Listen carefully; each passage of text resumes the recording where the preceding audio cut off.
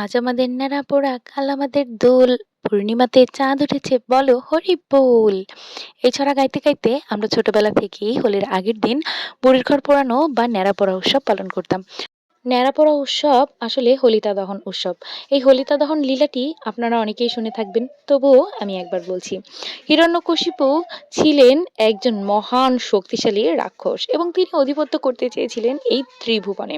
তিনি অত্যন্ত শক্তিশালী ছিলেন এবং তিনি এই বরপ্রাপ্ত ছিলেন যে তাকে কোনোভাবেই কেউ পরাজিত করতে পারবেন না। কিন্তু তার কাল হয়ে উঠল তারই সন্তান প্রহ্লাদ। ভক্ত প্রহ্লাদ তিনি ছিলেন বিষ্ণু ভক্ত এবং তিনি সর্ব অবস্থাতেই বিশ্বাস করতেন যে ভগবান শ্রীকৃষ্ণই হচ্ছেন একমাত্র সৃষ্টিকর্তা। আর হিরণ্যকশিপু নিজেকে যে ভগবান বলে দাবি করতেন সেটি নিছকই তার কল্পনা, সেটিও প্রহ্লাদ মহারাজ হিরণ্যকশিপুকে বারবারই বুঝিয়ে দিয়েছিলেন। এই জন্য তিনি নিলেন এক কঠোর সিদ্ধান্ত। তিনি হিরণ্যকশিপুকে বধ করার জন্য বিভিন্ন রকম প্রচার এবং বিভিন্ন রকম পরিকল্পনা করতে থাকলেন।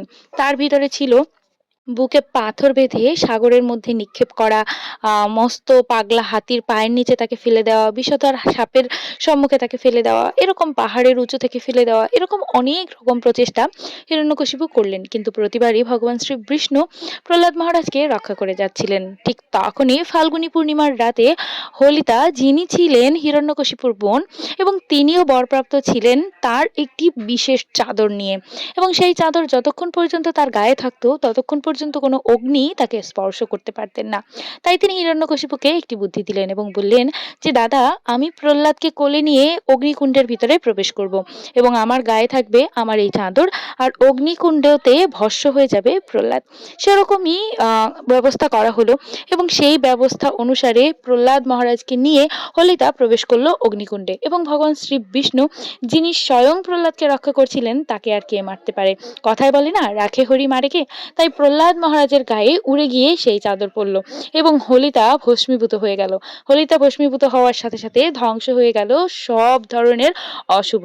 এই বিশ্বাস নিয়ে এই হোলিতা দহন উৎসব পালন করা হয়। মনে করা হয় যত অশুভ আছে, যত খারাপ নজর যা কিছু আছে, সমস্ত কিছু ধ্বংস হয়ে যাবে বা সমস্ত কিছু পুড়িয়ে দেওয়া হলো।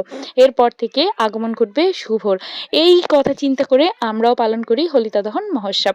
সেই উৎসবটি আমরা পালন করছিলাম এবং এই উৎসব উপলক্ষে আমরা সকলে কীর্তন করছিলাম এবং প্রহ্লাদ মহারাজের গুণ কীর্তন করতে করতে নৃসিংহ স্তব করছিলাম।